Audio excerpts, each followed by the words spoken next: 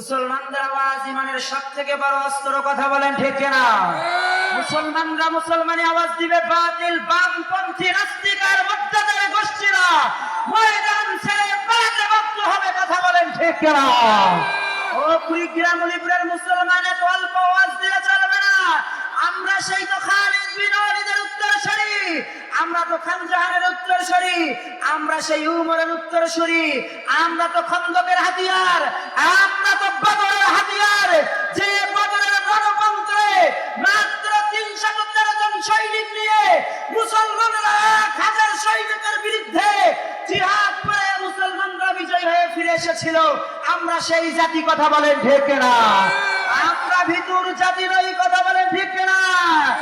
এক সাগর রক্তের বিনিময়ে এদেশকে স্বাধীন করা হয়েছিল পাকিস্তানদের হাত থেকে। আবার অনেক ছাত্র ভাইদের রক্তের বিনিময়ে, অনেক ওলামায়ে কেরামদের রক্তের বিনিময়ে 5ই আগস্টে আবার আমরা স্বাধীনতা অর্জন করেছি। এই জন্য আমাদের আওয়াজ আর অল্প হলে চলবে না, কথা বলেন ঠিক কিনা? আওয়াজ দিতে হবে। যে সমস্ত ভাইরা রাস্তাঘাটে আছে, অনেকজন দেখতেছেন, বলে গাইমান্দার হুজুর দেখি গাই মার্কা আলোচনা করে নাকি কি মার্কা আলোচনা করে, এই জন্য মনে হয় আছেন। ভাই দ্রুত চলে আসেন, দ্রুত চলে আসেন, দ্রুত চলে আসেন, দৃষ্টি আকর্ষণ করে বলছি। ভাই রাগ করলেন? বেজার হয়েছে? চলবে? কতক্ষণ থাকবেন সারা রাত? কারা কারা থাকবেন একটু হাত তুলেন তো।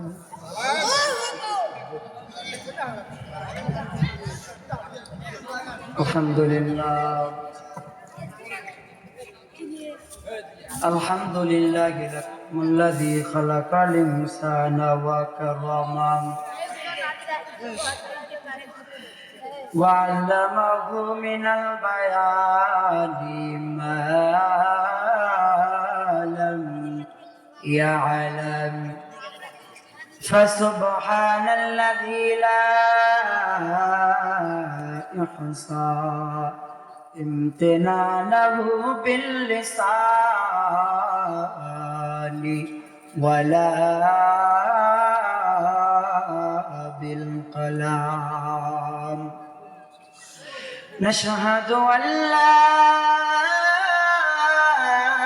إله إلا الله وحده لا شريك له ونشهد أن سيدنا ومولانا محمدا عبده ورسوله أما بعد فأعوذ بالله من الشيطان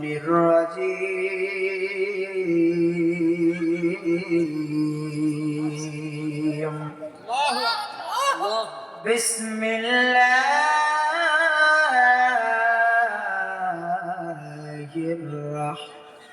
الرحمن الرحيم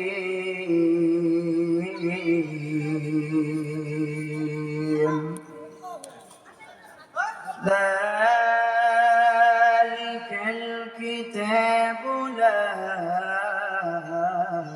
ريب فيه هدى للمتقين صدقت يا رب العالمين. وقال النبي صلى الله عليه وسلم خيركم من تعلم القرآن وعلمه أو كما قال عليه الصلاة والسلام. میں درو مجبور ہوئے سید عالم میں درو مجبور ہوئے سید عالم دیدار دکھاتے نہیں آواز سنا دو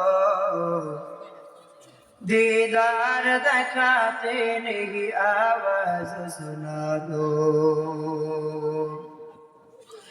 मैं सूरत यूसुफ को नहीं चाहने वाला मैं सूरत यूसुफ को नहीं चाहने वाला मैं कैस के मानंद नहीं आशिक लैला मैं कैस के मानंद नहीं आशिक लैला मैं आशिक मौला हूँ मेरा इश्क दवाना मैं आशिक मौला हूँ मेरा इश्क दवाना ये जुमला जहाज इसके तजल्ली से उजाला ये जुमला जहाज इसकी तजल्ली से उजाला ला इलाहा इल्लल्लाह ला इलाहा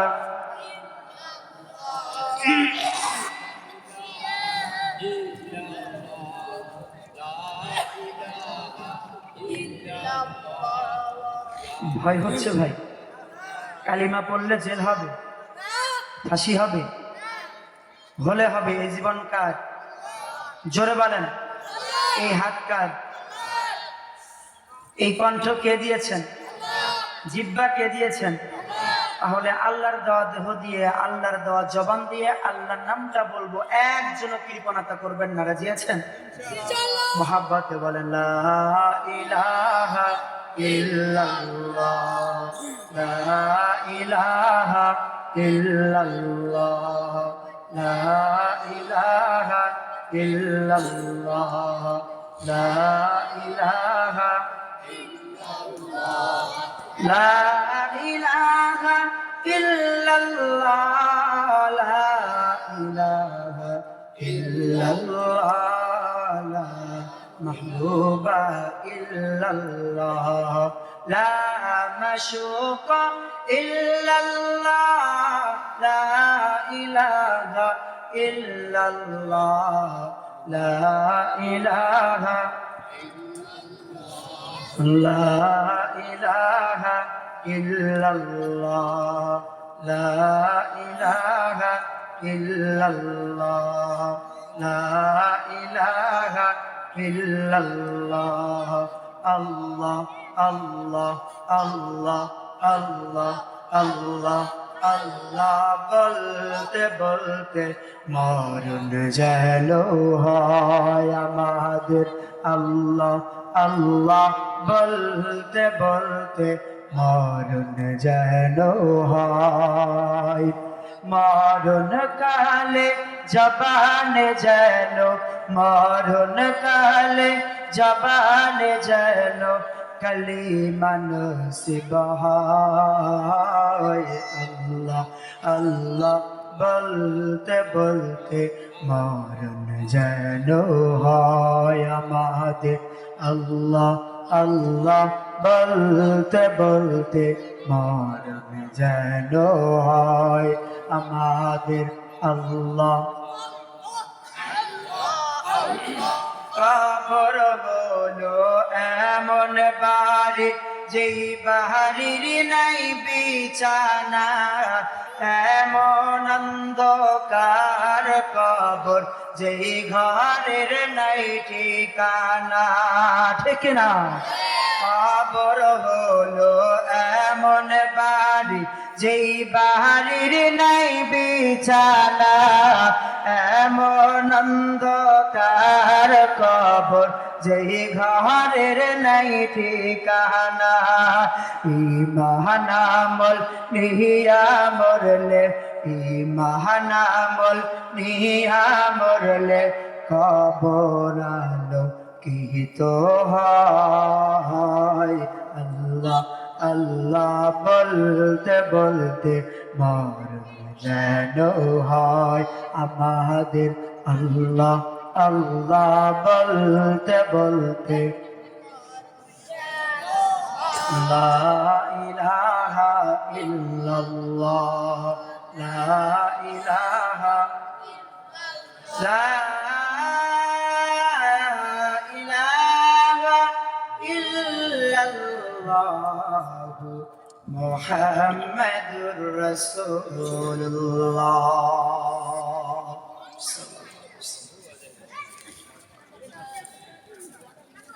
মরহুমা রেফুনা সরদার বালিকা নুরানী ও হাফিজা মাদ্রাসার উদ্যোগে আজ এই বিশাল তাফসীরুল কোরআন মাহফিলের সম্মানিত মান্যবর সভাপতি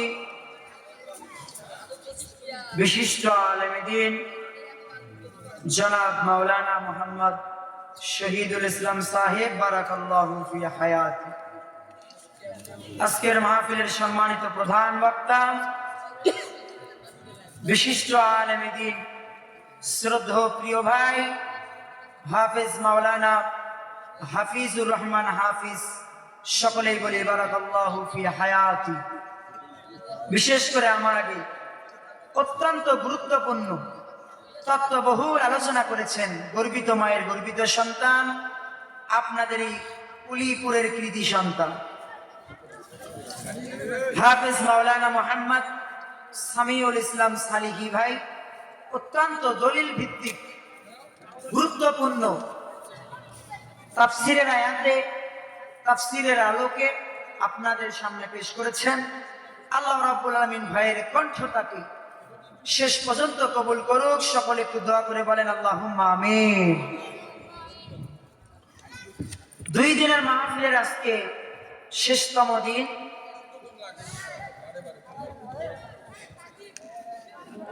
তো শেষতম দিনে উপস্থিত আজকের এই ধামসিরিনি উলিপুরের মুসলমান, আসুন আমরা সেই মহান মালিকের দরবারে শুকরিয়া আদায় করি মুসলমান হিসাবে, যে রব্বে কারীম আমাদেরকে দয়া করে মায়া করে মহাব্বত করে ভালোবেসে 10 মায়ের 10 সন্তানকে নিরিবিলি পরিবেশে আপন হয়ে একই জায়গার জান্নাতের মজলিসে কোরআন ও হাদিসের মজলিসে একত্রিত করলেন। জবান ছেড়ে বলছি আলহামদুলিল্লাহ। আরে একটু জোরে বলেন আলহামদুলিল্লাহ। দরুদ ও সালাম পেশ করি সেই মহান নেতা মহামানব নবী কুলের সম্রাট দু জাহানের বাদশাহ সাইয়্যিদুল মুরসালিন খাতামান নবিয়্যিন রাহমাতাল লিল আলামিন জনাবে মুহাম্মদ রাসূলুল্লাহ। জবান ছেড়ে বলছি সাল্লাল্লাহু আলাইহি ওয়াসাল্লাম। আবারও জানতে চাচ্ছি আপনারা সবাই কেমন আছেন ভাই? আমি কষ্ট করে সেই গাইবান্ধা থেকে এসেছি, আপনারা আমাকে একটু সময় দিবেন তো? তার আগে আমি একটু আলোচনার পরিবেশটা চাচ্ছি। যদি আলোচনার পরিবেশ না হয় আলোচনা করে তৃপ্তি হয় বা জান বলেন তো?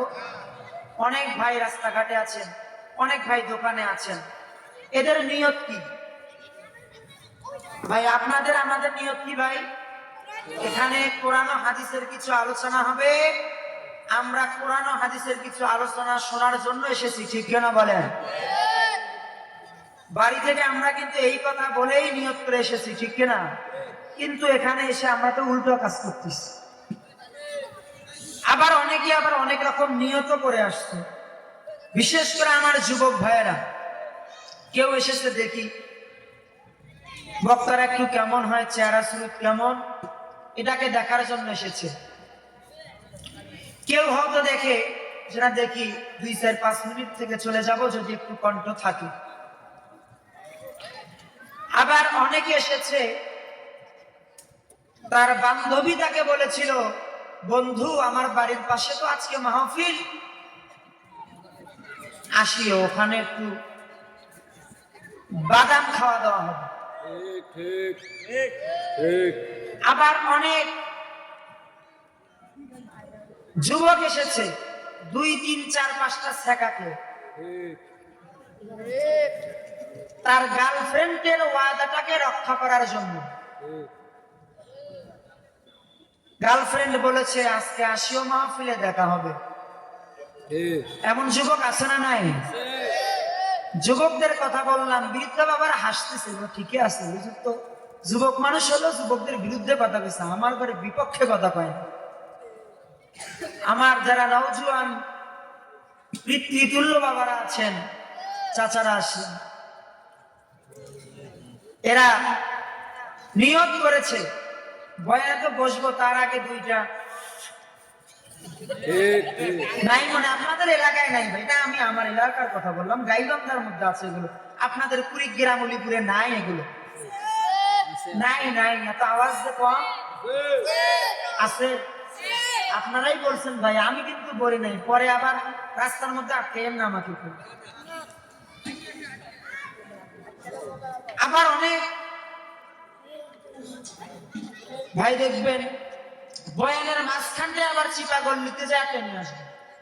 আবার অনেকজন নিয়ত করে আছে না মাহফিলে যাচ্ছি, মাহফিলের বসার আগে দুইটা, মাহফিল থেকে শেষ করে যাওয়ার পথে দুইটা, আকিস বিড়ি, মনমোহন, মদন বিড়ি, মুক্তি বিড়ি, মোহিনী বিড়ি, আনসার বিড়ি, কিসমত বিড়ি, বসে বসে টয়লেটে শুকটান দেয়, শেষ টানের নাম শুকটান, ধোয়া একবার নাক দিয়ে ছাড়ে, মুখ দিয়ে ছাড়ে, সুযোগ পেলে আর বললাম না, এত দূরেই থাকে, এক নিচে নামেন। বাজান রাগ করলেন আমার উপর, কষ্ট পাইলেন, বেজার হলেন, বলেও সমস্যা নেই ভাই, আমার বাড়ি গাইবান্ধা, আমরা খাটি আল্লাহর বান্ধা, নেই মনে কোনো খারাপ ধান্দা, একটু বলা যাবে কি মারহাবা? যে সমস্ত যুবকরা রাস্তাঘাটে আছেন তাদের দৃষ্টি আকর্ষণ করে বলছি, যুবক ঘন্টার পর ঘন্টা তোমরা বান্ধবীর সঙ্গে চ্যাটিং করে কাটিয়েছ রে যুবক, ঘন্টার পর ঘন্টা বিভিন্ন নায়ক নায়িকার উলঙ্গ ডান্স থেকে কাটিয়েছ, ঘন্টার পর ঘন্টা বিভিন্ন ব্লু ফিল্ম নাটক সিনেমা কনসার্ট থেকে কাটিয়েছ। এই যুবক একটা রাতের মধ্যে পুরো রাত নয়, মাত্র 2-3 ঘন্টা আজকে কোরআনের ময়দানে দাও, তোমার যুবকটার ঈমানটাকে একটু তুমি পরিবর্তন করো। তার কারণ মালাকুল মউত কখন আসবে বলা যাবে? বলা যাবে? অনেক যুবক আছে রাত্রিবেলা ইয়ারফোন লাগাইয়া হিন্দি গান দিয়ে ঘুমাইছে, ফজরের পরে ফোন ঠিকই বাজতেছে, ইয়ারফোনে গান ঠিকই বাজতেছে, কিন্তু যুবক আর দুনিয়ার মধ্যে বেঁচে। অনেক বৃদ্ধা বাবারা আছে চার স্টলে ঘন্টার পর ঘন্টা বসে থাকে, পারলে বলে যে ওই যে মমতাজের গান আছে একটু গান তো বাবা শুনি, এমন মনে হয় বুড়ো বাবা আপনাদের এলাকায় নাই। যুবক গেলে পায় না, এগুলো চলমান নয়, বর্তমানে ডিজিটাল যুগে এগুলা চলে না। বুড়ো বাবা বুড়ো বাবারা মুখটা কালো করে কয় দেয়, এই চ্যাংড়া বাংলা গুলো জ্বালায়, আমাদের স্টাইলে ঢোকায় মনে হচ্ছে না। আবার যদি কোনো হুজুর আবার ওই স্টাইলে যায়, যা বলে এগুলো কি দিচ্ছেন, আবার এগুলো বদ্ধ করেন তো, একটু দেশের কি অবস্থা হাল হাকিকত একটু খবর টবর দেন, একটু শুনি। অনেক আবার সাপ্লাই মার্কা কিছু লোক আছে ভাই, বিদায় আইলেন আপনি, দেশের খবর চান এই যে স্টাইলটা ছিল আপনাদের এলাকার নাই ভাই, আমার এলাকা। এই জন্য অনুরোধ করে বলবো, যুবক অনেক সময় ঘন্টার পর ঘন্টা তোমরা কাটিয়েছ বিভিন্ন নায়ক নায়িকার গান দেখে, বিভিন্ন যাত্রা পড়ার অনুষ্ঠানে, সাংস্কৃতিক অনুষ্ঠানের যুবক, আজকে কয়েকটা ঘন্টা তোমরা কোরআনের ময়দানে দাও, তোমাদের জীবনটা রঙিনে রঙিন হয়ে যাবে। কথা বলেন ঠিক না? যে সমস্ত যুবকরা এখনো রাস্তাঘাটে ঘোরাফেরা করতেছেন তাদের উদ্দেশ্যে বলতে চাই, হে যুবক, তোমাদের কপাল পোড়া যদি লাগাইতে চাও জোড়া, হেদায়েতের উদ্দেশ্যে সামিয়ানার নিচে এসে বৈশা যাও তোরা। আপনারা একটু দোয়া করে বলেন আল্লাহুম্মা আমিন, আর একটু জোরে বলেন আল্লাহুম্মা আমিন। আমি আর ভূমিকাতে কথা নিব না, সরাসরি আলোচনার দিকে চলে যাচ্ছি। বলেন তো দেখি এটা কিসের মাহফিল? কথা বলতে হবে, আওয়াজ দিতে হবে। মুসলমান যদি হয়ে থাকো, মুসলিমের ঘরে যদি তোমাদের জন্ম হয়ে থাকে, মুসলমানের মতো তোমাদের আওয়াজ দিতে হবে, বিড়ালের মতো আওয়াজ দিলে চলবে না, ঠিক কিনা বলেন? আমরা মুসলমানের মতো সিংহের মতো গর্জন দিয়ে বেঁচে থাকতে চাই, বিড়ালের মতো 500 বছর বেঁচে থাকতে চাই না। সিংহের মতো গর্জন দিয়ে 1 সেকেন্ড দুনিয়াতে থাকবো, কিন্তু সেটা ঈমানের শক্তি দিয়ে কথা বলেন ঠিক না।